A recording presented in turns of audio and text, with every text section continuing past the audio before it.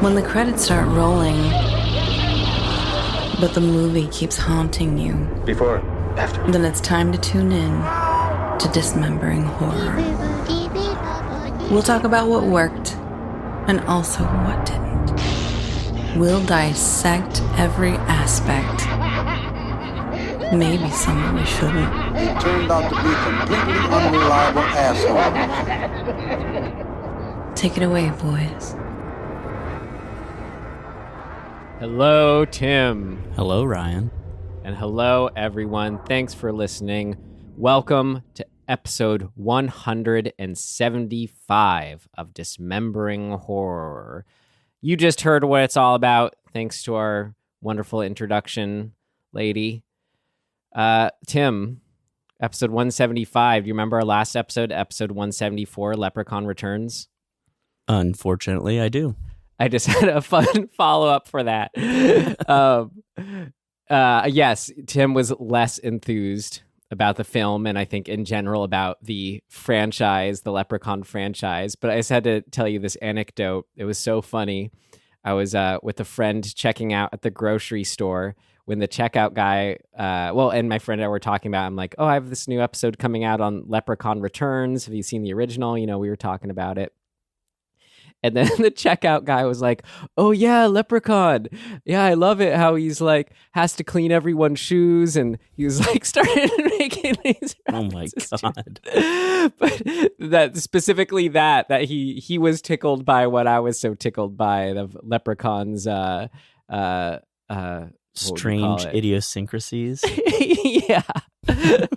And having to clean shoes and that being used to thwart him. So just wanted to let you know. I'm glad they're that out there. The Leprechaun fetish fandom is out there. It is. And strong. And, that day was our day. St. Patrick's Day, a.k.a. Leprechaun's Day. All right. But for today's episode, we're reviewing the new Ty West Joint, another new release film. Not a requel, though it does have a prequel and sequel in the works. X. Wait a minute. What is this information you're giving me?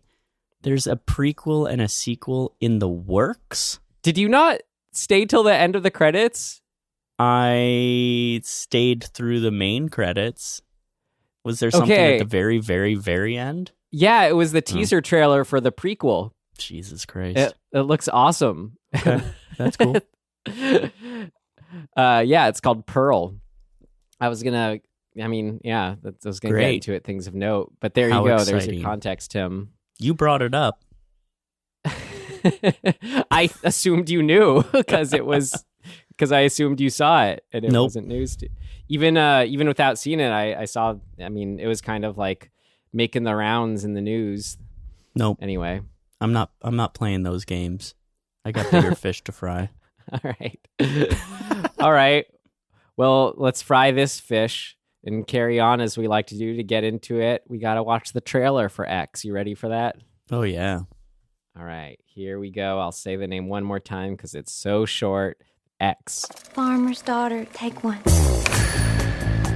I need to be famous, Wayne. All the best people are. There ain't nobody else out there like you. You know why? Why? Because you got that X factor. Our days of struggling may soon be over. Hollywood, here we come. So this is it. Our own studio backlot. You looking for a place to stay? Oh, yes, sir. That's one ugly son of a bitch. And my wife, Pearl, is next door. So I would appreciate a little discretion. He don't know what we're doing, does he? Well, it's better to beg for forgiveness than ask for permission. Would you like to come inside? Much obliged. I want to be in the movie. X. There we go. Yeah. All right. That really, I'm so glad I didn't watch that before seeing the movie. Yeah, I avoided that as going into it completely. Yeah, ditto. Great. Okay, I'm glad we did. because now we have our fresh reactions to it we can talk about. So next, we like to rate it per our rating system. Would Tim and myself tell ourselves to avoid, stream, rent, or buy this film? Who should go? You can go. Okay. Even though it's not like a new favorite, like some of our discoveries, I definitely really, really, really liked it enough to be a buy it. Like I gave Candyman and Last Night in Soho buy it's just because they were cool new horror movies that I wouldn't mind rewatching here and then. But this was more my speed than those films, honestly. So I feel like I kind of have to give it a buy it because of that. But I was really into it. I don't know if it shocked me along the way, but it took twists that kept me engaged and just played out in a way I was super engaged. Yeah, very much my speed. I'd tell myself why not put it on your shelf? You weren't going to want to watch it again. Just go ahead and buy it. Yeah, I am almost a buy. And I really liked it. I had a really good time watching. I enjoyed it. I was like into the ride and everything. But would I actually like tell myself to put it on the shelf? Probably not. So I'm like the highest rent that you can be without a buy. I think we're on the same page. I just kind of maybe this says more about what we would buy and what we wouldn't buy than what we thought of it. And also I just feel like I'm skewed it since, as I said, I gave Candyman and Last Night in Soho buys, and I liked this a little more than those. I just feel obligated to go ahead and buy it. Yeah. All right. Well, I'm just thinking about like Ty West's other films that I've seen, and I guess I've only seen 2, Innkeepers and House of the Devil. Ditto. And I would say that based on those 2 and this, that they all share this commonality in the style of filmmaking, that I'm like, I like the content and I like the ideas, but during the movie, I'm like, something feels like it's missing. I still don't know what it is. And I like spent all last night and this morning trying to like think about how I could figure that out and articulate it. And I don't know. I really don't know what it is. I think it's a style thing I don't really know I don't know. We could talk more about it. Maybe as we talk, I'll come up with it somehow, but it's weird. I have theories, actually, because you just mentioned it. I don't know, I had an idea, but I guess that would be apt for our what did not work section. At least it's in that direction, if we're looking for things to talk then. Yeah, I mean, I if I can figure out what it is, I think I agree that it is something that would belong in the what did not work. But since I don't know what it is, I'm not sure I can like say that yet, but maybe we'll get there. All right. Well, before we get to that, and then before we get to what worked, we got to get a little summary, catch us all up to speed. We hope you watch it with us, but if not, that's fine too. But either way, let's all get on the same page here. Tim, I would love your regalement of what happened in this film, if you wouldn't mind. Okay. It's pretty simple, right? Like, simple story. You've got a group of late 70s Texans who mostly work around what looks like a strip club of some sort. And they decide to make a smut film, but a high-class one. Oh. So they want to make a high-class one. They bring in a film sort of student who wants to make the I don't know what else to call it.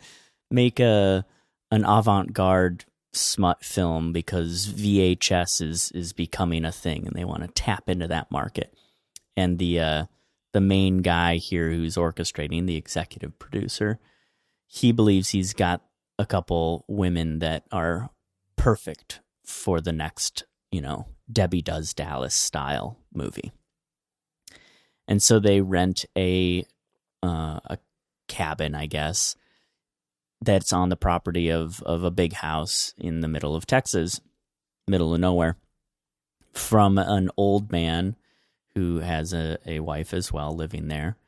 And they don't tell him that what they're going to be doing, because it would maybe be considered obscene in some people's minds. But ultimately, what they don't realize is that his wife has a little proclivity towards violence, and is maybe inadvertently titillated by what they're doing, and that maybe triggers her a little bit to go on a bit of a killing spree. We also find out that the husband and wife they've got some skeletons in the closet, so to speak, i.e. an actual person in the basement chained up. So there's a little bit of maybe sadomasochistic perversion involved in their household. And we have a final girl, Construct. She gets away. Everybody dies. Pretty basic. Yeah, great. Have hoots and hollers along the way. Yeah, and I think a lot of people are kind of thinking of this movie as a homage to, in particular, Texas Chainsaw, but it doesn't do Texas Chainsaw. It kind of evokes a feeling or a filmic aura that Texas Chainsaw has, and an era of that. But it's very different. Yes. Story-wise. Well, story-wise, hearing it put that way, I feel like barely scratches the surface of what is all that is going on in this film. So there's a lot. Do you want to get into that then with our first big section here? I think we should. All right, let's do it. What worked? What worked for you? What worked for you? What worked for you? It worked like a charm, Smith. What worked for you? Two big elements, I feel like, if we're going to start large and then, go from there. There are the homage elements, the stylistic things about it, or the themes. Of course, they cross over, but those are just the two big what worked things that stood out to me. Is there one you'd like to start with? Well, let's start with the homage stuff, because I think we can kind of get that out of the way. Yeah. Well, from the get-go, from the opening shot, I mean, the movie was just working a really a level of which I was very engaged. I thought it was extremely well done as far as what it was doing to evoke that time period and the films of that time. It started with a shot that looked like it was an 8mm film shot we were looking through, where there were almost kind of like the little sides of the film sprockets you'd see. Yeah. And it was like more it was perfect. Sort of 3-4. Yeah, perfectly. It was like really square image. It looks like it was shot on 16mm, let's say. But then what it did, it slowly dollied forward, revealing that it was actually like a building or barn or something we were inside of. Yeah, basically a door frame. Yeah, so just what a masterful, interesting way to evoke the feeling, but then sort of transition us into okay, but we aren't going to make a literal square ratioed film here. We're striking a balance, and God, it's a great way to bring us right into that homage element style. I will say it was a a remarkably simple just thing that I've never really seen done. I think obviously it works because of the context. We kind of know. Well, I guess we don't technically. If you went in completely blind, would you know that this was 1979? And maybe based on just like what's in the initial frame, like the era of police car that's in the frame, and the farmhouse and the film grain, you would kind of go, oh, I'm watching, an old Super 8 or something. So it is built into that initial image, but it was really arresting the second the camera started moving. My brain said that they were just doing a digital move the black bars on each side of the frame to open up to be a cinemascope framing. And after about a second and a half, I was like, oh no, that's a doorway. Oh, we're dollying in. Oh, that's really cool. Damn. Like, how did none of us ever think of that? But like it so sort of speaks to a director that is thinking about each shot and like what each shot means in relation to the context of the film and the theme. So I guess, we'll get to those too. Yes. Something that's so key for doing an homage like this is you just got to straight up do the structure, or at least to an extent, right? Of the slasher structure. I mean, like, I'm not going to complain that it's that structure of young people go off. There's that first gas station stop scene. Like, I would have been sad if that didn't happen. Yeah. And I just kind of realized while watching in that spirit too, that, I am a sucker for structure. It's kind of like what I like about the James Bond movies. It's about, you have that and then you do something and then it's all about the wrappings. That's where the joy comes from in a way, that how you do it differently. Well, exactly. So, like we've been told this forever in creative writing and in, screenplay classes or books or whatever. You're always being told the same but different. Because there are some basic tenets that you want to kind of at least know so you can break those rules. Right. So if you're doing a straight up homage, like know what makes 70s, 80s slasher, 70s, 80s slasher, right, and the structure. And I think I was just coming from a place of just, arguing with a non-existent person in my head who is saying like, oh, we've seen this before. Ugh, stop at the gas station. Just like, that'd be like saying I went to a war film. Yeah. And been like, oh, they're shooting at each other. We've seen this before. Right. Yeah, exactly. Like the stop at the gas station is so key for just doing this kind of film. Yeah, exactly.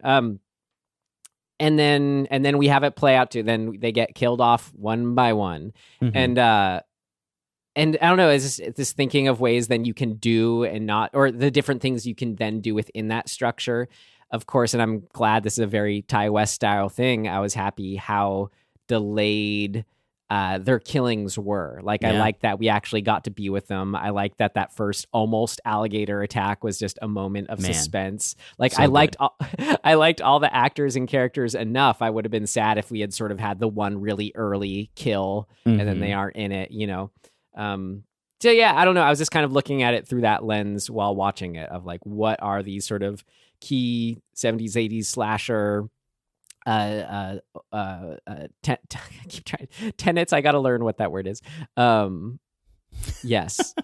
Things you hang your hat on. Obviously a big one is sort of, it's quite literally not sort of, the remote house, the big house in the middle of nowhere is just so quintessential. And like we've seen it in so many different variations, but it's really kind of an essential element to this style of film. And there's not that much variation within the ways that we've seen it. It's always kind of a slightly dilapidated, white-ish house, kind of on a little bit of a hill or a rise. What else? It's always, I feel like it's always the same style of house too. I don't know what that style is. Well, it's the entranceway with the staircase next to the hall that you're immediately facing. Yeah. Yeah, You see it in exactly. Texas Chainsaw, Psycho. I'm sure there are more examples. It's- And it's all set in Texas also, or so Right. bonus well, that points. obviously is deliberate. Yeah. So setting, structure, and then more just on kind of like the look and feel of what that's doing to Homage. One thing I thought was really interesting, I'm going to make a few references to Easy Rider here, Mhm. but a technique that I loved was taken exactly from Easy Rider, and it was one of those experiences watching where I loved it so much because I love it, but at the same time I was really mad because I was planning on stealing it, and was excited to use it on my own film. But it's that cutting technique where you cut 3 times to the next shot and then settle into it. It's this sort of perfect way to make you feel like you aren't on quite solid ground. Yeah. Really interesting. But that's taken directly from Easy Rider. Ty West, you got there first. Good for you. I loved it though. And then also it's really interesting. I realized something that puts us in this time. And I'm like, is this homage? Not really. But just that for films that take place in a time in the past, that's when you have these needle drop music moments of iconic songs from the time. But aside from Easy Rider, I'm sure there are others. I can't really think of examples where like how often does a needle drop from a 70s movie like actually happen? It's only usually happens in as a technique to put us back in that time and place. Oh, that's interesting. Yeah, I'd have to think about that. Do you mean literally watching somebody put the needle down like on the record? Okay. That's a term. Because that also exists in this movie, which we've True. seen a million times. Yeah. I think, God, I'd have to think about it because I really love this era of film, but I'm not sure I would say that I'm like overly well versed in it. Right. Or would I kind of have my favorites and then not a ton outside of those. Yeah. Well, it's just interesting to think like in a movie that's actually released in 1979, would you have a scene where they stop to play Landslide on acoustic guitar? Right. It's like how you don't really see the equivalent of that nowadays. Yet we know that definitely happened probably a lot back then, and it's something that instantly transports us to that time. So I don't know, just an interesting thing where it's like, it's not, I don't know, that's a sort of to tail off of homage, because it's not quite homage, because again, I don't think it's something that those old films actually do, but... Right. Well, did you know that there's only one film in the 170 some odd films that we've covered that was released in 1979? Oh, God. Usually I'm the one quizzing you. Was it one of the early Cronenberg movies? Nope. Okay, I don't know. It's Sisters. Okay. Now, when I thought of this, the reason I just looked this up is because my brain immediately went to Motel Hell. Yeah. Thinking, oh, that must have been 79. It was actually 80.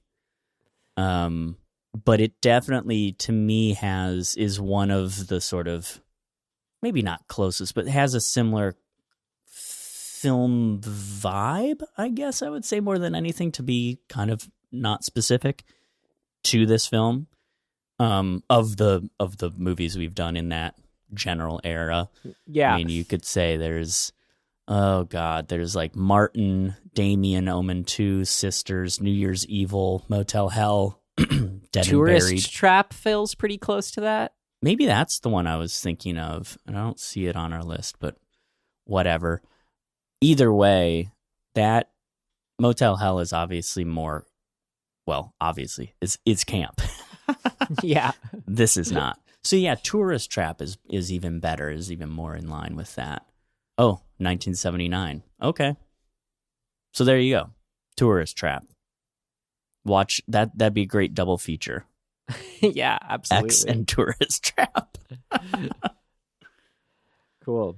Okay, well, how about anything more? Just kind of anything that stood out to you? Anything else that stood out to you, like homage wise? Or I'd love to get into some of these rich themes here at play. God, the shot of Pearl in the window of the big house looking down just felt like so many shots we've seen before. I mean, I think it was mostly making me feel like Psycho, which is cool. But just in general, it I think what it is that maybe less than like saying, oh, there are moments that directly relate to other films. It's almost more like there are shots that are just so familiar, regardless of like what film it's from or where we've seen it. It's just that it's like baked into our sort of cinema brains. Like the history of cinema feels baked in. Like these shots down the hall looking out the front door, or the shot from the top of the stairs, or the shot looking out the upstairs window, or the shot of them walking across the field. I'm just like, those are so familiar to us, just the cinematic language of them. It's that I'm like, the second I see them in a way, I'm like, yeah, I'm in a movie. That super wide angle shot of them in the van just down the middle. Yeah. Yep. Oh, so good. Well, you talking about, I mean, I think what works so well as a whole is that it's not just those direct shots. Like that all helps, puts us in the mood and mode. Right. But then what's so important, you're doing it nowadays too. So how can we kind of further it or extend on it or sort of combine more modern techniques? So an example would be you have the drone shot over the head of the alligator going up to her. Like you couldn't have like a steady, eerie, quiet drone shot like that evokes that same feel back then, right? Yep. That shot is so beautiful too. Right? Like it's crazy how pretty that is, and like how perfect the rings of the ripples coming away from her like are. And just shout out amazing. real quick, the effect looked incredible. Like I was never questioning. It never looked like a CG gator or anything to me. It looked great. No, I mean, I almost felt like it was a mechanical gator that they just like put in the water. Oh, maybe it was. I don't know. That warms my heart. It looked so good. But then also like, you talking about that distant shot from the window looking at Old Pearl. Yeah, I feel like, we've seen that before. It looks great. It's always fun. But then there was like the shot where, was it when Glasses Dude was making his escape? It's like something, I think it's from Inside a Car, where it does like Pearl appears standing outside and it's like a quick, almost crane zoom in or something. It's this really fast, like snap in on her almost. That feels just like it's part of a really quick moving kind of crane dolly shot that we probably couldn't do back in 1979. That's but this interesting. Just another example, but it's still at the same time felt completely at home with all the other homage elements going on. So just picking up on stuff like that too is really neat. Well, because I think what it maybe was mirroring or trying to kind of match is that long zoom snap in, which was obviously the way you did that back in the day. Not super easy to do, but nowadays you would probably not have to do it that way. You could just, like you're saying, you just use kind of a quick crane, and I don't know. But altogether, it was interesting to me that all of the filming techniques and all of the leaning into the vibe of the sort of the cinematic homage feeling, I guess,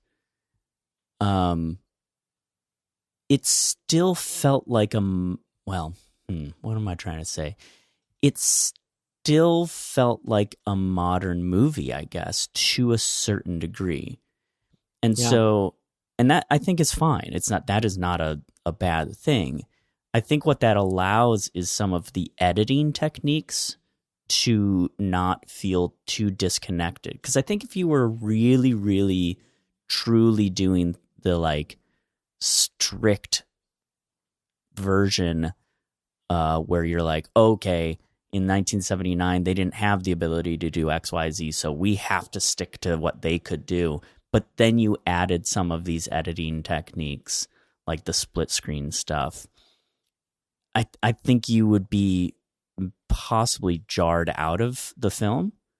So like bridging that gap where you're actually kind of like, yeah, I know I'm in good hands and I know that this is a modern film that's doing an homage. It felt better. It felt more like, I don't know, comfortable, I guess. I don't know. Yeah. Well, scenes and themes, a lot more going on here too. Could you put into words what you thought the themes were kind of about for you, what they were circling? I mean, I think the biggest one that jumps out to me is our kind of cultural, like, puritanism around just sex in general. And I think this is a super, super smart way to kind of like address it in that you're not just making a point to be like, because I think that in the past, you know, there's always been this kind of theme of like sex is a sinful thing and like the sinners are going to pay for their sins by getting killed. Like that's there, but there's this added element of age, sexuality in an older person, and like the trauma of losing that or having your sense of sexuality and I guess how else could I put this? I mean, essentially what I'm saying is, you know, Pearl still has sexual feelings and desires, and we're confronted with a thing as the viewer that is so rarely even spoken about in our culture. That older people can be sexually active, have sexual desire. They're not they're not dead. You know what I mean? That sexuality and desire doesn't just end when you turn a certain age.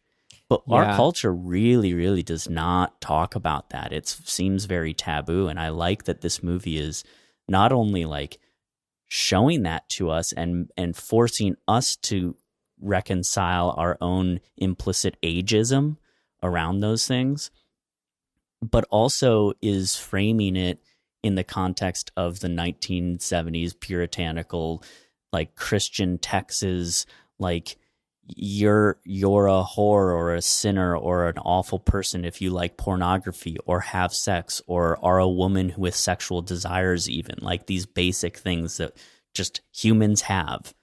And that oppression or suppression of those things is wrapped up in this mirror between an older person with those feelings and these young people in a world that says that it's not okay to be that way. So I think it's quite brilliant, to be honest. Ditto. And I was glad to hear you say the word ageism amongst there and point that out, because absolutely, I think it's fascinating and sad that it's kind of the missing ism that is never in our cultural conversation as far as we've come on the other ones. It's just one of those things where it feels like because it's so universal, regardless of who you are, you'd think it'd be something that would be at the forefront of dealing with in society, yet it really is at the back burner. It's at the forefront of not being addressed or dealt with in conversation. Like older people are still largely invisible in media as well as their experiences. We always have plenty of, examples of great stories about older people. But as far as just the kind of diving head on into it, this film did that, and it was great. Yeah, there's a sexism in it too. Like historically, the films and times that we see people kind of try to confront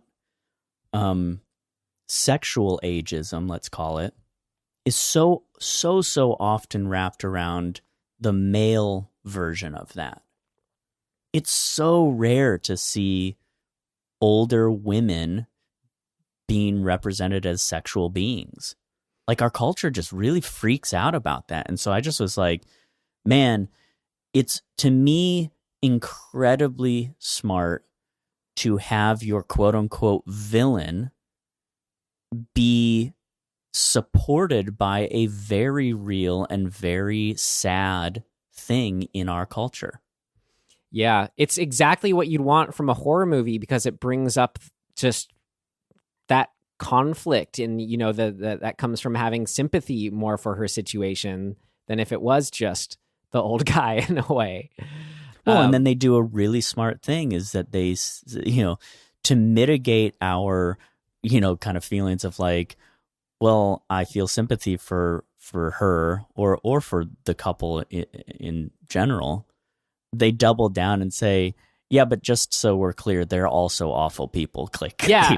They've got somebody chained up in the basement. That's what I mean. Like, when I say ripe for horror, it's that exact kind of like, you're feeling one thing 1 second and then another thing the next second. And it's all just ooky gooky. Yep. Yeah, it makes you feel inside. But to that point, I think the genius of this type of construct is that really, if you zoom out even further, you've got at least the suggestion that their sadomasochism or their reprehensible behavior is a product of this sexual repression that exists in our culture, right? I'm not saying that it's a justification for bad behavior, but you can link those two things together and say, there is, in this particular anecdotal case, some causality. Like, a thread that was just so smart for exploring all this was she still has sexual feelings and wants to be active to an extent, or at least just have that even basic just hug me, hold me, kiss me connection. But he's just kind of responds, oh, but what about my heart? Oh, I can't do, you know, and you just kind of wonder. You can imagine that starting, let's say, 10 years ago for them. You're something like that. You wonder, you know, let's say it just started at a time where we did sympathize with her even more, because we're like, dude, you're still okay. You're not as old as you are now, you know, in this movie. And it is just a weird sense of just like, you know, we'd sympathize with her that much more. But then in this, like, we're drawn to almost feel that same sympathy. It's like, dude, you're her husband. Just like, you know, just offer, even if not having sex with her, just like, just give that dance or caress or kiss, or, you know, like what she asked, tell me I'm important, tell me, you know, I'm loved, you know, without, you know, wanting to see him do that without having to be asked to, right? But then like how that continues and almost culminates is it seems that them eventually copulating does lead to his heart getting too excited, right, and his demise. So as soon as, you know, I was maybe a feeling on that same page of like, you know, dude, just give her what she wants. It was, oh God, he wasn't exaggerating in the end. Like, it just, I don't know, because you get caught up with being with her and her plight, like we do probably at any age of aging and losing our you know, our physical prowess and ability and all that. But it's like, we do get older. There's no denying, you know, our physical bodies withering away. Kind of just lost my track exactly where I was going with that, but we just see all that, this ping pong and play out in the ending in so many interesting ways. I thought it was great. Well, the dichotomy that they've set up between sexual repression of sort of sexual identity and, well, identity is maybe the wrong word, sexual proclivity, let's call it. So in a culture that says you have to repress your sexual feelings, in this movie, both groups are having to grapple with the effects that cultural stance has on them and how they're going to deal with it. And in the younger people's case, I would argue that they're taking a more progressive stance and saying there is a healthy way to exercise that cultural repression. And that is to sort of reject the cultural repression and live, in a direction of what feels good and sort of screw all of that, negativity that we've been taught. So breaking down the status quo. On the flip side, the older couple is essentially going down the darker path of the effect that repression is having on them. They're seeking out arousal in a negative way. And it's being, it's going really negative. Like it's going down a path of sadomasochistic psychotism. What would the word be? Psychosis, I guess. And so I just think that framing of what the movie is quote unquote about is just perfect. Yeah, I mean, being able to compare the two groups, like you kind of said, I mean, that's just like a screenwriting, I don't know, 101, if not 201 type thing right. of, it's often used that you have your different characters with different beliefs and attitudes to explore one theme. But here you kind of have these two groups in a way doing it. And yeah, you have it individually within, but there are two things specifically as far as comparing those two sides that I thought were just so well done. There was the cross-cutting between Pearl inviting Maxine over for lemonade, right, while at the same time cutting to the filming of the first sex scene for the porn that right. involved the inviting in. We had the direct correlation of, oh, I don't know when my daddy's going to be home, but he'll be so upset if he finds you. I don't know what he'll do. And then we have in the real life of the film, Pearl saying to Maxine, oh, you better go. My husband's home. Right. This will be our little secret. But then it just, it's gave me so much to chew on and just feel and think about, where you have something as innocent as come over for lemonade. And it's like, well, what is that exactly that's going on? It just by directly cross-cutting that to an overt, come inside so we can have sex while my daddy's gone. It just sort of makes you see that overlap between those two actions. Come over for that, come over for lemonade in this context. And just think of it just sort of in terms of this baseline human connection, fulfilling desire, and how she's offering lemonade because it's really all she can do that would be socially acceptable right there. Well, it's really cool because in a way let me see if I can articulate this. It's like putting a reflection up to the trope that the porn is sort of the reason the trope exists in porn is because it's based on a very fundamental truth about humans and the offering of sort of intimacy, right? Like, I'm going to invite you into my home and I'm going to offer you refreshment and we're going to sit here and enjoy that together because we're two human beings that want to basically get out of the elements. Like, that and how is much that sounds so like basic. That just sounds like double entendre hearing it. I know. It is though. That's my point. Kind of that there's it's like a snake eating its tail, right? Like one came up because of the other, which came up from the first one because of the last one. Like it's a circular thing that I think is really cool to see put up there for us to soak in. Yeah, and you just get, and then you feel that sadness too. Like we were talking about Pearl's character, like she would love to be in the position of doing what Brittany Snow's character is doing in the porno then and there. Mm-hmm. Like that's what she's really probably feeling then and there. Right. Is, let's come inside and let me try to hit on you while my husband's gone. Right. Yeah. Well, again, and that's all based in or wrapped up in this, this repression of I'm not allowed to behave a certain way when the patriarch is around. Yeah. Which just that same thread that I brought up earlier of the husband issuing warnings about his heart, and that's his excuse. Just how that, and then that ends up being true. And that comes, maybe this is where I was trying to get earlier, is, that's a big theme that comes up within this context too, is just that patriarchal exercising of control.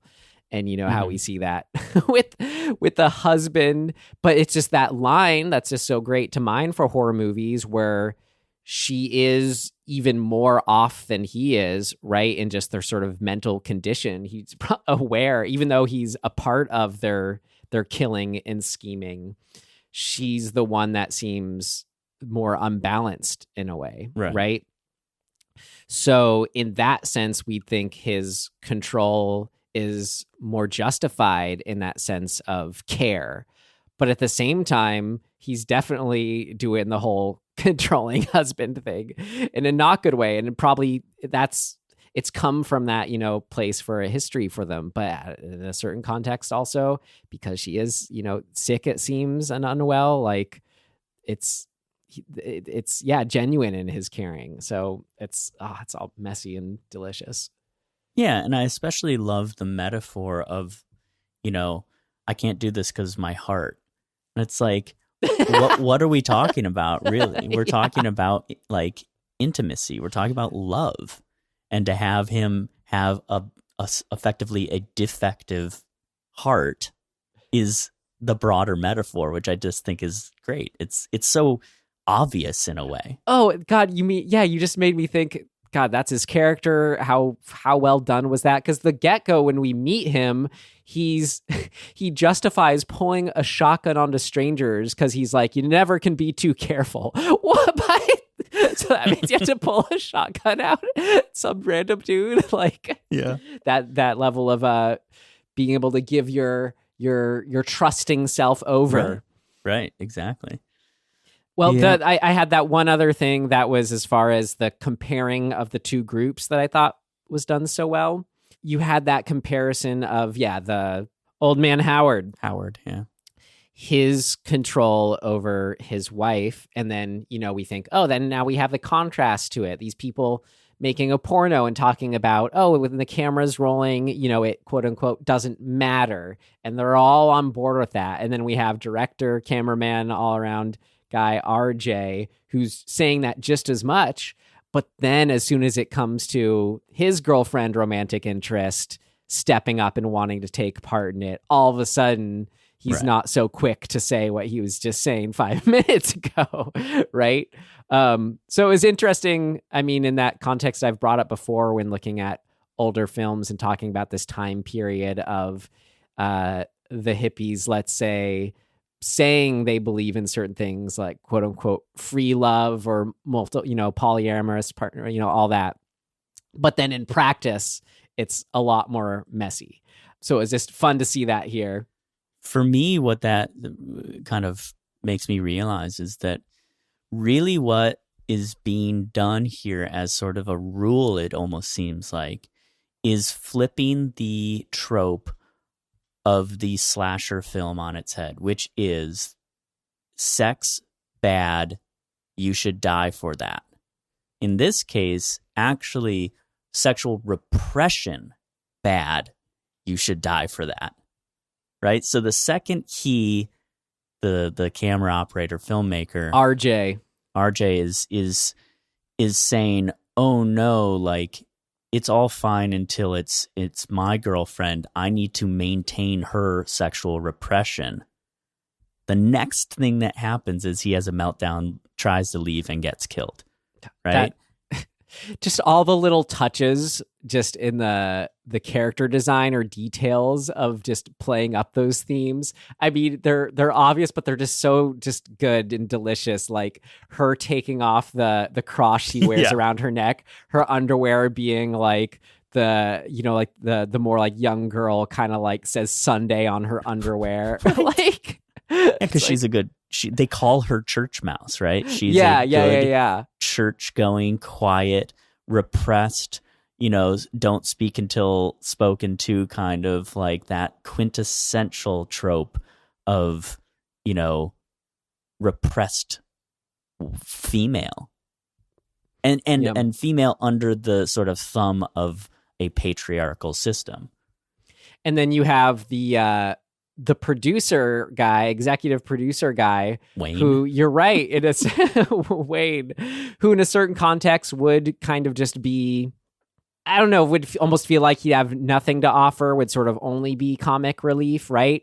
But I think you're totally right what you're just saying as far as that the repressed being the victims in this. It's so true, because you have Wayne is the one giving the good advice to RJ in that moment where he's like, listen, she's going to do it one way or the other. Like, you have to be, you should really look at why you aren't okay with that. Isn't that contradictory to what you were just saying? Maybe you want to sit on that kind of thing, trying to talk him through it in a way that makes sense. But then at the same time, like, just storytelling wise, it just really worked well for being something you could get him getting upset enough. You could buy him getting upset enough to then just get up and leave. That set us off in our sequence of events. Yeah, it's great. The one last thing thematically that I want to touch on, and then I think we should talk about just like moments that were great, is also the dichotomy between Howard, the old man who, effectively, let's say, can't or shouldn't get it up. His virility is at stake there. Being face to face with the star of the porn. What was that character's name? I forget now.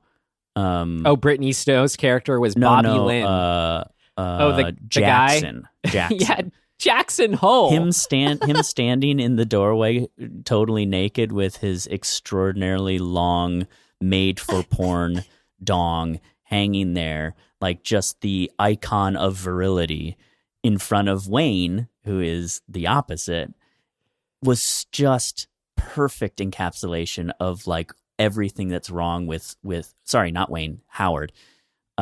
Everything that's wrong with Howard's worldview, effectively. And I love that. I love just those, like, anytime a movie just sort of right out says it, puts the two things in front of each other and just makes them look at each other, is awesome.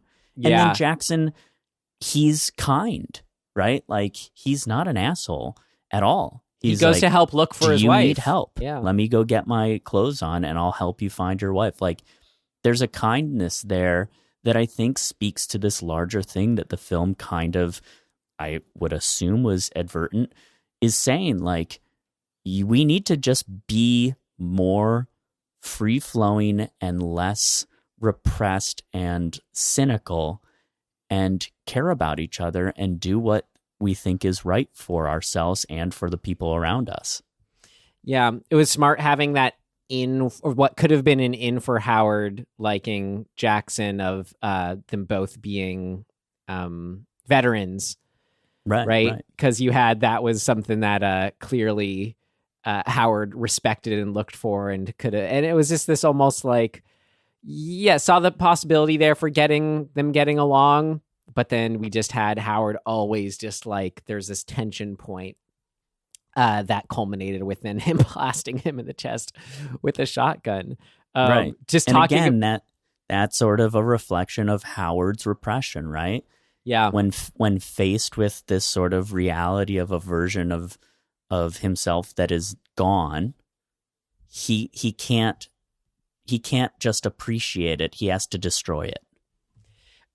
Talking about Howard's repression, it just made me think, but dude was able to get it up enough, right? Like by the head. So eventually. So you really think it was more a case of repression in a way, right. You know? Yeah. Well, I mean, I think we could go on and on about this stuff because the movie is really rife with all of these themes, but I can segue a bit for us, just how we were talking about Pearl's mental state earlier. I can just point that out as just another thing that worked for me really well, was just we sort of could see, I don't know, it was just so interesting. We could kind of see the spectrum of where she could be at any given time, what would set her off, what would help ground her. And then just the sort of moments in between where she would break to murder. Like, were just so well done. Whether it was, to get into moments here, the stabbing of RJ's neck, where she just had to do it multiple times. Like, it became more about letting out this repression, you know, and this anger, which that was so good with the blood getting on the headlight and turning the scene red, right?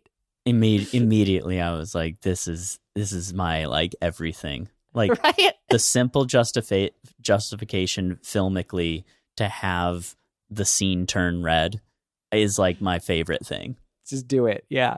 I don't even think you need a justification. Just FYI, like, filmmakers, you don't need to justify turning everything red, but it's very cool when there is a cool justification. Like, that one works and it's really great. It very often is blood.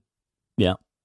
And then similarly, but different, a bit more just sort of insight into her craziness, but wrapped within one of the kills, was, I just loved the shot where it's after she kills Wayne by putting the pitchfork through the holes in the wall and stabbing in the eye.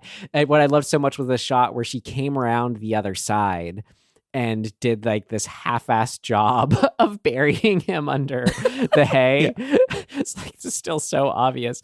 But the way she played that in her movements of just, and the way it was shot with this kind of wide shot and being able to take her in full, where she did just kind of look small and sad.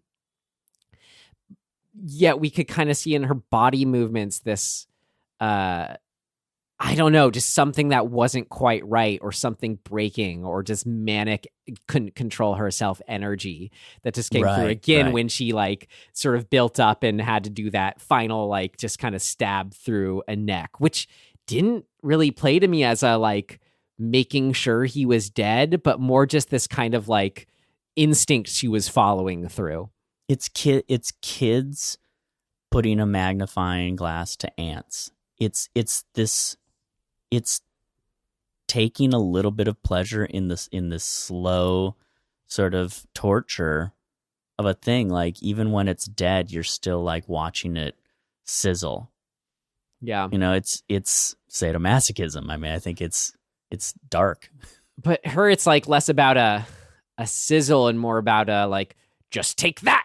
You know, it's this it's this more a pinpointed kind of catharsis she's trying to fulfill. Yeah. Well, what some other scenes, moments that stood out to you? Well, we all knew once we established the alligator that it was going to come around at some point. And man, I thought it was going to happen to... I love that they do this, that they make us think that it's going to be Jackson, right? And they set all this tension up around him wandering around the pond or whatever it is. And then he gets killed a different way. So just a really good misdirect there. But we still know it's going to happen to somebody. So when we're out on the pier or the little dock later, you're just waiting for it. It's so good. And like the aggression, kind of what you're talking about, with which Pearl hits Bobby Lynn in the face, and then when Bobby Lynn sort of says, well, screw you, I was trying to be nice, and just gets shoved so aggressively by this elderly woman. It's so good. And just everything about the tone of those moments was really, really pleasing. Yeah. So to go back, kind of what we were talking about with not so much structure, but the things that made these, or the films it's homaging those original films. You think with killers, you always need them to be a physically powerful, almost unstoppable threat, right? So that was the interesting twist on the formula for this one.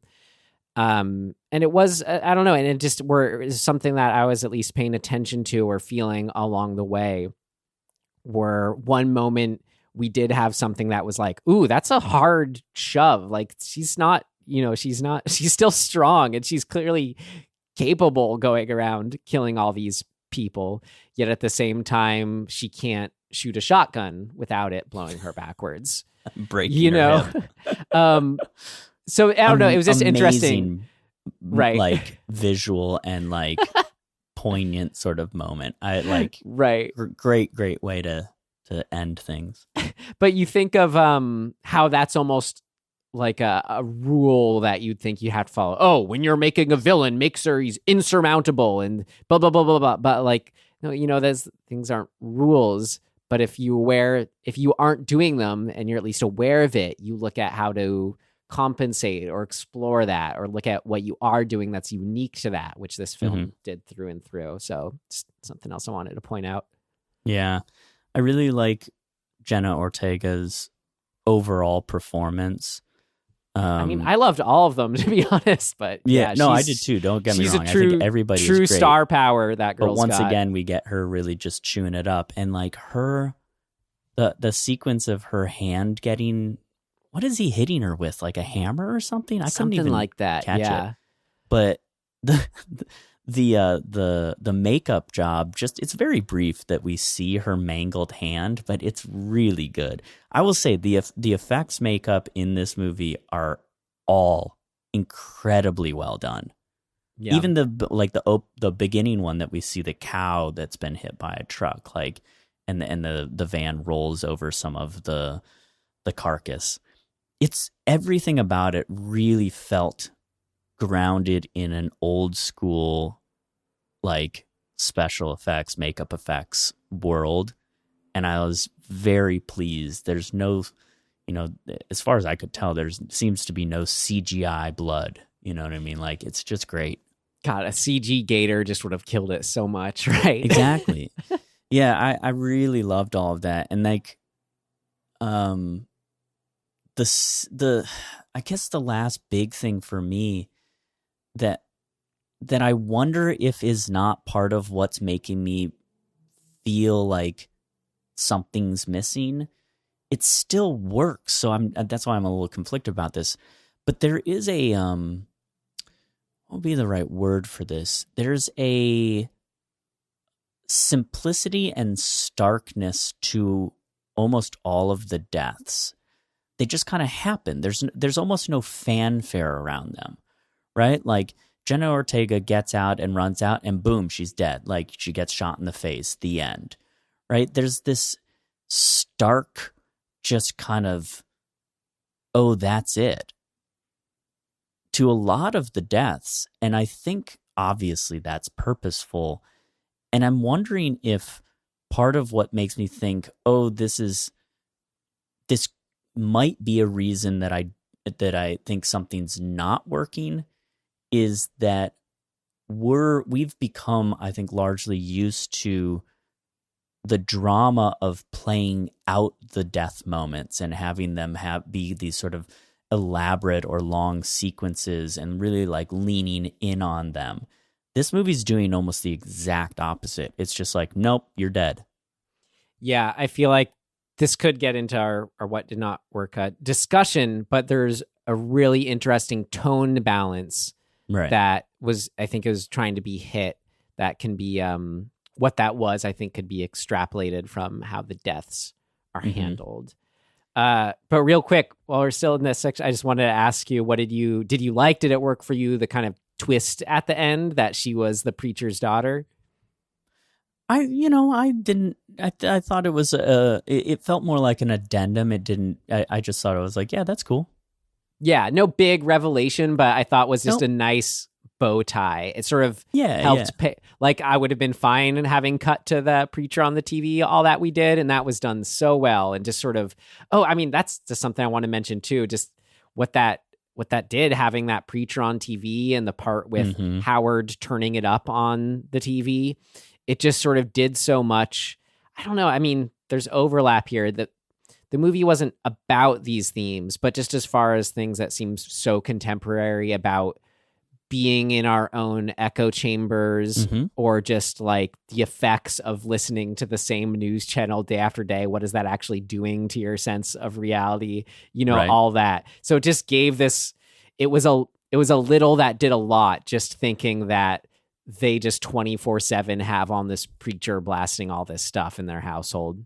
Well, and I mean, you can extrapolate a lot from that and say that maybe that's just commentary on what seems to be the collective generational demise of a lot of people in our country being the victims of this weird propaganda brainwashing machine that exists with, like, whether it be sort of the QAnon construct or just like Sinclair and Fox News, like essentially peddling nonsense and for the purpose of revenue, right? Like the victims of that are in our country often elderly people who buy into it because they're operating on a previously and no longer existent construct of like the news is the truth.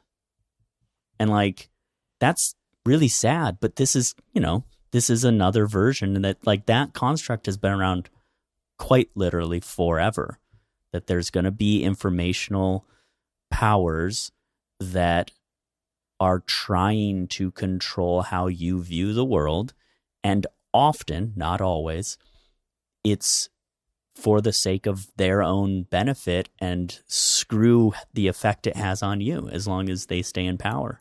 Well, I think what's interesting, or what the purity, I guess pun kind of intended since I said it, of something as obvious as the sort of crazy preacher, spouting all these things that seem dangerous, is we see, though, he's only coming from a place where he thinks he's doing the good, righteous thing. Yep. So it's just that interesting thing where it's like, I think money motivated doesn't mean it's like a conscious thing. I think what the money motivated part just makes it so it's that much harder of a runaway train to get off of, or of a system to be aware of or challenged if you're wrapped up in it. Those are the worst case, offenders you mentioned. But I mean, that's just what I see. That's how I just see most things, that are, I mean, everything is kind of that, Yeah, I mean, you can, a lot of stuff starts with good intention, but, it devolves. And I think that the movie is pointing out the lots of various ways or instances within which that exists. Yeah. And that it's not changing, right? Like we're humans that continue to go through these same things under a different kind of, the trappings may be different, but it's all rooted in the same kind of thing.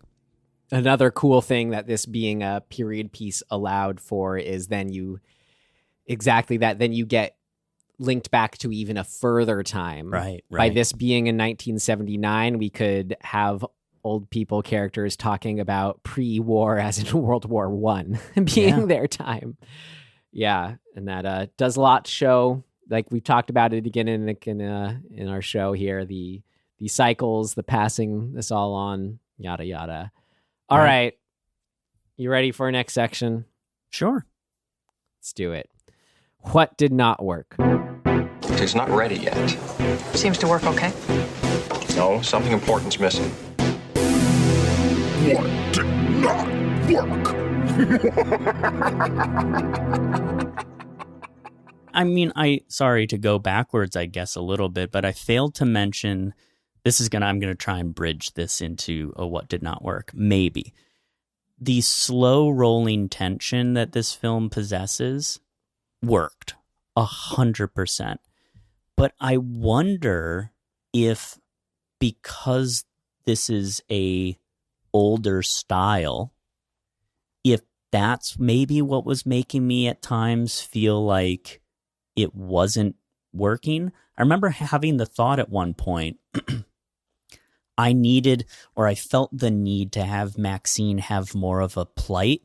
And one way I thought they could have been doing it, that they weren't doing it, was having her actually discover Wayne's body or discover Jackson's body, or you know what I mean? There's no point in the movie where any of the victims basically are let on that this is happening, that they're in trouble, until they are right in the face of the bad guy.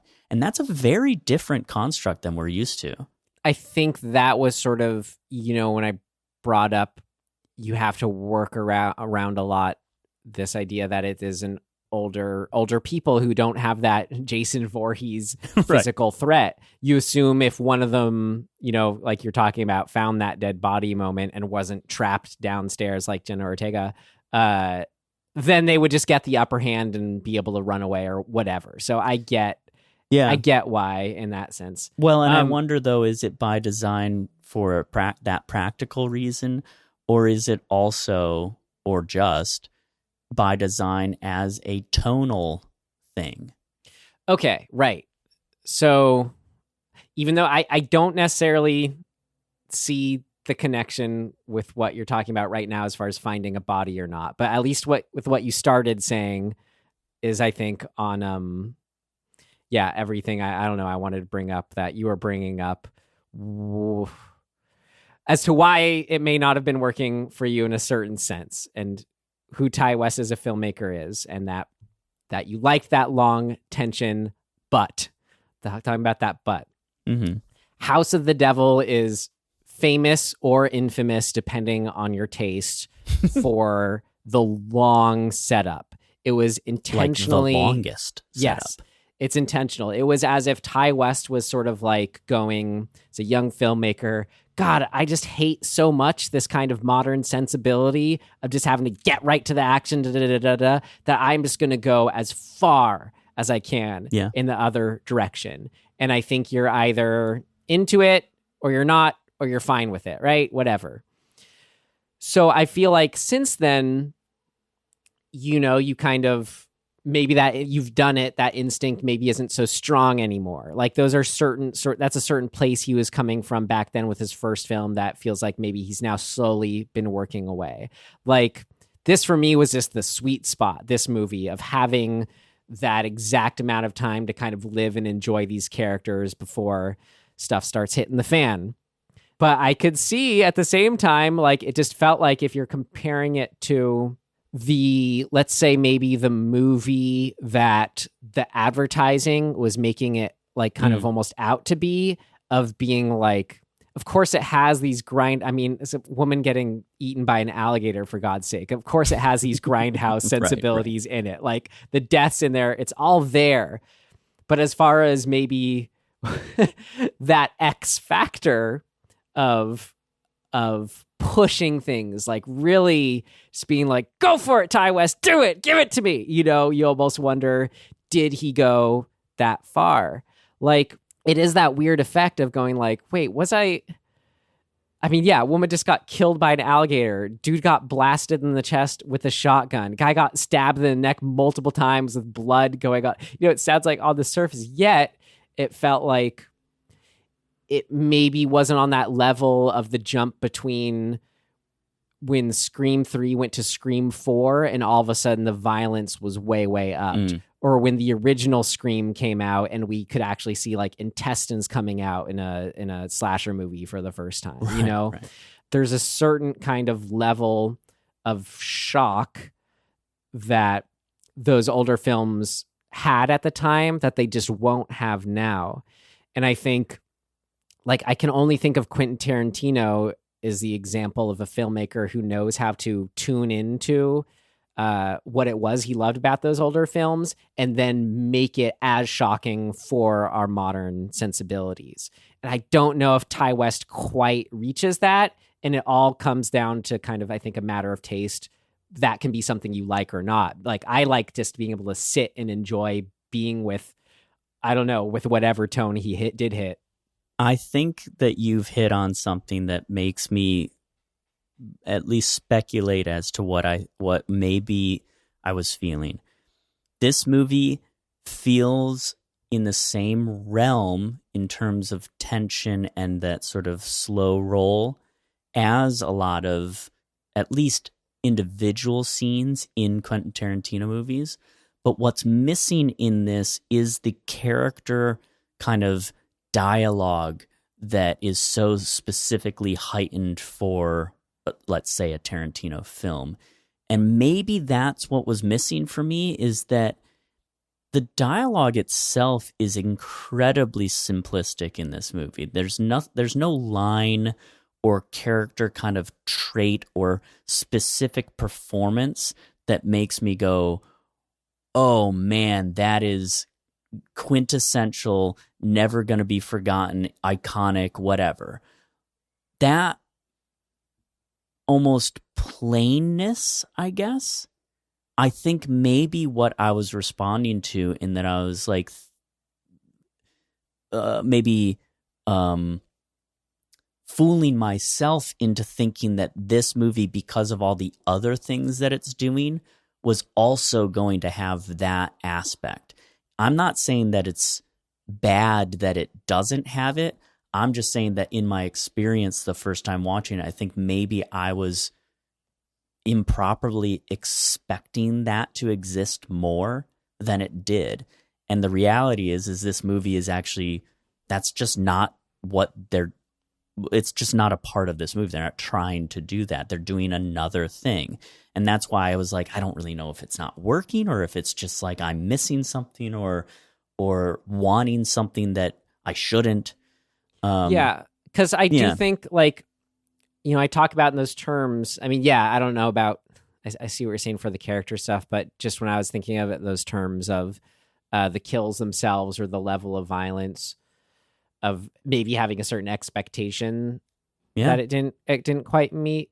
Like, at the same time, though, as soon as I was doing this while I was watching it, but now afterwards too, where I was just trying to picture, well, what would that be? What is turning it, if it's at 10, what would be that turning it to 11? And I don't think I would necessarily want that for like the tone that this hit, you know? Like, again, I'm not sure that would make it a better film. Like, woman getting killed by an alligator. Like, I didn't need more blood and guts to it. I mean, that in itself is gnarly grindhouse stuff. So I maybe same but different. I see where you're coming from, and it didn't really take me out of it enough to not be enjoying it at all, but I think it will make it, now that I know what it is, I'm just going to sink into it that much more, and all the kills will be that much more shocking. But I agree. I think that, to what I'm saying, this sort of not having this heightened, almost caricatured, homage-y style in the dialogue of the characters, or the sort of construct of the characters, which we see a lot, right? Like, and in movies that I absolutely love, it's one of the things that I'm drawn to. Like, the Coen brothers are so good at taking period piece, or really anything, but like, let's just say period piece, and really, really honing in on a language and a way of speaking in the dialogue that like also gets us into that place. And this doesn't really have it. It's a little more simple in that. I feel like Ty West trying to do quote unquote more would only end up distracting from, I think you're right, like, all these themes that did come through. I totally agree. So I think what I'm saying is that it's a personal, in the moment, having to kind of readjust my, I guess, expectations, or just my sense of what film I'm watching. Now that I've watched it, I think I could watch it again and totally like relax into all of that and enjoy it more, likely, and maybe turn into a buy. I don't know. Yeah. Well, you got the prequel and the sequel to hopefully do just that. Cool. God, I wish you had seen it. It was so good, Tim. No, I'm glad I don't want to see trailers for movies. Yeah. Like, well, it was a teaser. The trailer it was for like Nope was at the beginning of this in the theater. And Oh, I was yeah. like, God damn it, I don't want to see this. I closed my eyes like a jerk. I know too much already, and I'm like pissed off that I even kept my eyes open during it. Oh. No, but this was just like quick flashes of just like it, set in 1911 when Pearl's young or whatever. Okay. It just Cool. like quick flashes of the farm in its prime and weird Confederate stuff, like all this great stuff. Anyway, this section, what did not work, ended up being more an exploration of our feelings, but ultimately did work. So the only thing that, I don't know, maybe this is another thing that will change when I see it more. And there were things that did work about this. Like I mentioned, Mia Goth's performance as Pearl, getting that moment where she was stabbing him in the neck. Just all that stuff was great.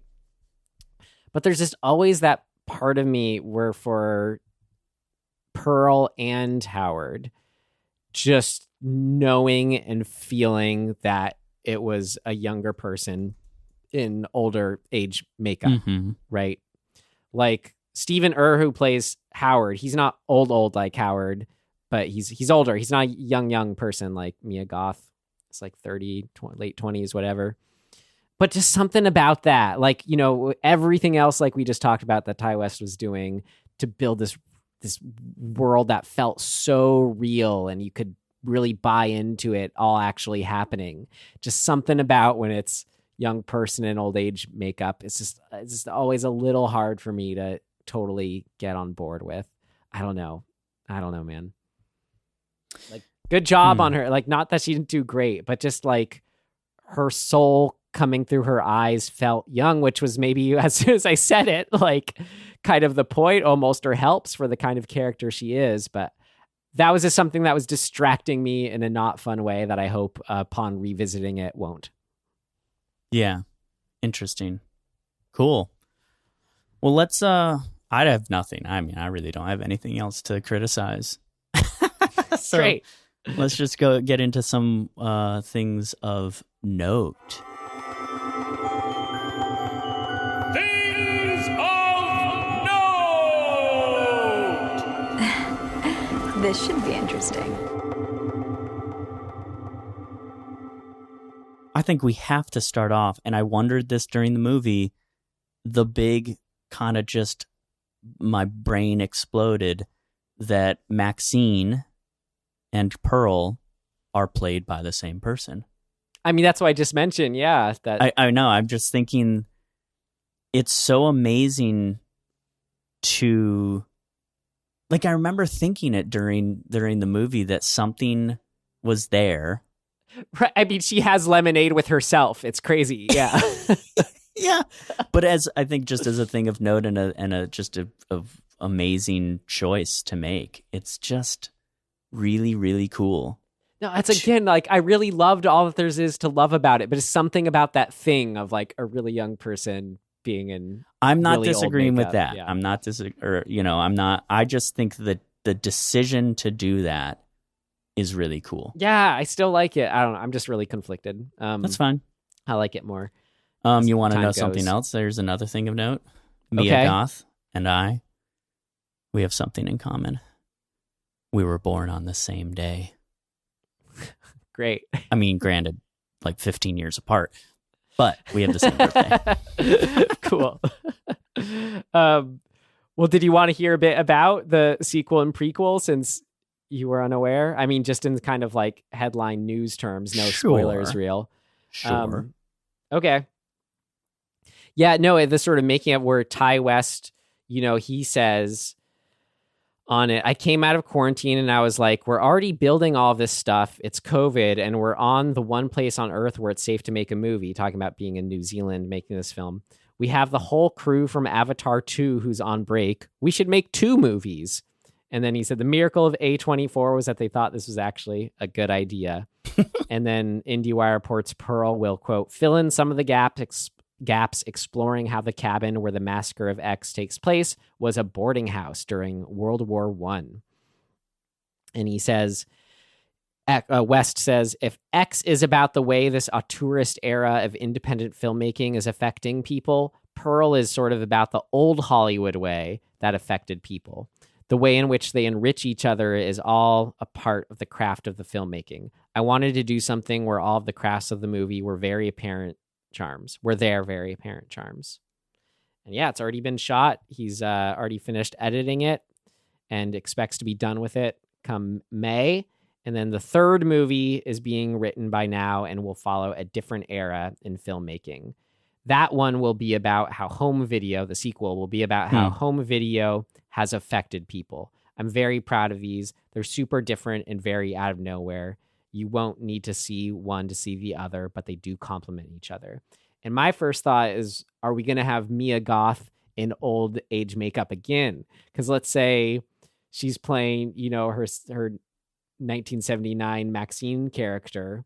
Nowadays, if you set it in like 2025, she'd be in her early mid 70s.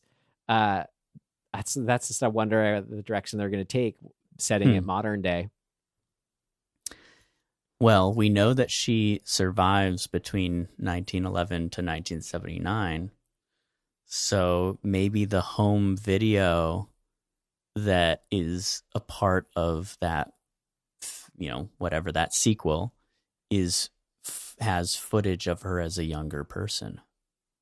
What if she became a starlet of some sort or whatever in the 40s? Yeah. Who knows? That's complete, just out of nowhere speculation. I just made that up. I don't know what I'm talking about. I really don't have much else, but if you wanted to take the time to do this, I thought it could be kind of fun just because when does this happen? I got an email from A24 that says, subject heading, Blood and Guts, a note from Ty West. And how often do you get an email from the filmmaker right before you're going to see a movie? But it's a few paragraphs. I don't know. Do we have the time? Do you want to hear it? What's it about? Can you give me a summary of it? It's a note from Ty West talking about his journey in making it and why he wanted to. Oh, yeah. Let's hear it. I'll try to do my Ty West voice. No, I won't. Dear movie lovers, I wrote X for fun, never expecting it to actually get made. It was a way for me to ruminate on some feelings I had about getting older, making films, and my lifelong love of horror cinema. In fact, when I sent the script to A24, I said, nobody knows I wrote this, and it could be too out there for you, but just think about it and let me know if you might be up for it. All good either way. And somehow 2 years later, here I am writing the intro to this newsletter. It has been almost 10 years since I made a horror film.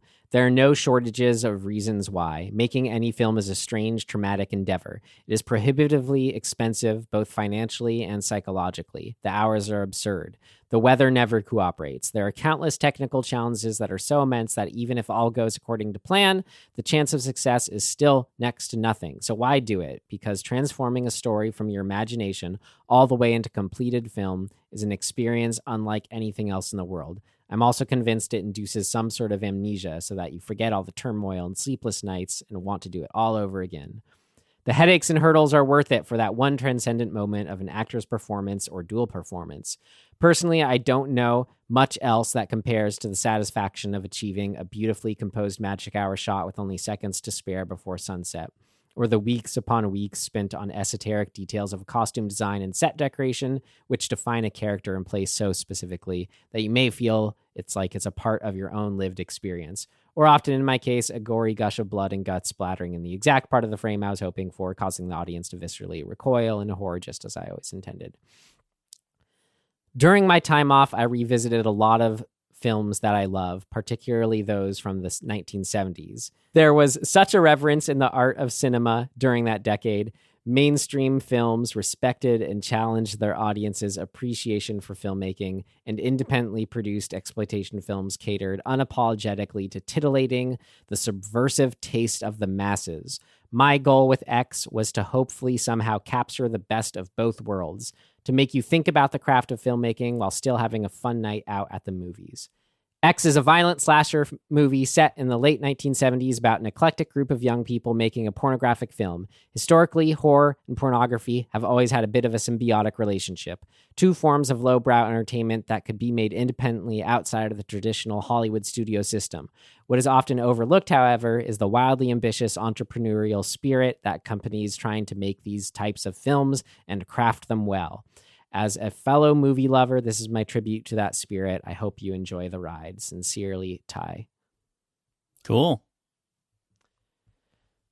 Thoughts, feelings on that? I mean, that's all really, I mean, I I'm inspired and daunted by that because it's all true. Yeah, great. But you can see why I thought it was fun to share. Yeah, definitely. All right, Tim. Well, we like to wrap up here as we're doing now with X. Like to wrap up with some recommendations for each other, for you listening. Do you got something? I do. I'm surprised I hadn't mentioned just in an earlier episode because I watched it about, 2-3 months ago or something like that. But A Promising Young Woman is really great. You should see it if you haven't already. I loved it. Great. I have not. I'll watch it. Oh, man. Yeah. For some reason, I kept coming across it before I watched it, being like, oh, I should watch this tonight. And I was like, man, I'm not in the right mood because I want to actually really, really focused watch this. And so finally got a point where I was like, I have nothing else on my mind. I'm not on a deadline. I'm going to sit down and freely watch this with open arms. And it was tremendous. I really loved it. Yeah. Something that's been on my mind is revisiting films that I've always felt like they just came out, but now they haven't just come out anymore. Like films from 5 to 10 years ago, you're going, wait, that was 5 years old now. That was 8 years old now. So I revisited a film I remembered really liking, Hacksaw Ridge. You seen that? Oh man, is that the Andrew Garfield one? Yeah, I have not seen it. I think I saw the first 5 minutes or something like that, and then was like, I don't have time for this. I was really into it when I first saw it, and I was really into it again on a second time. I was just remembering how it made me feel, and was happy to step back into it. But talking about exploring themes does so in a fun, entertaining, informative, exciting way. Inspiring, too. Cool. Be a pacifist, everyone. It's good for you. Yeah, which is really interesting to see that play out with someone trying to do that. How do you fight for your country with refusing to pick up a gun? Right. Really, really rich to pick that apart for a movie. So yeah, check it out, Hacksaw Ridge. All right. So Tim, what are we doing next time? God, that's a really good question. Tim, is it something awesome? I hope so. It's another new release film. Oh my God. From called You Won't Be Alone that that did well at Sundance, or premiered there at least. Something I think about witches and has Noomi Rapace in it. So yeah, hopefully it's good. Let's find out. Okay. I'm into it. Great. We'll see. We'll see if I like it. Well, all right. Until then, thanks for being here. You can tell a friend if you enjoyed being here. We appreciate that. But whatever, all the same, we're just really happy to have you. We'd love to hear your thoughts on X. You can comment below on our social medias. You can write us at our email, dismemberinghorror@gmail.com. All's good either way, though. So in closing, hope you find that X factor for yourself. Thanks for listening. And we will see you next time. Goodbye.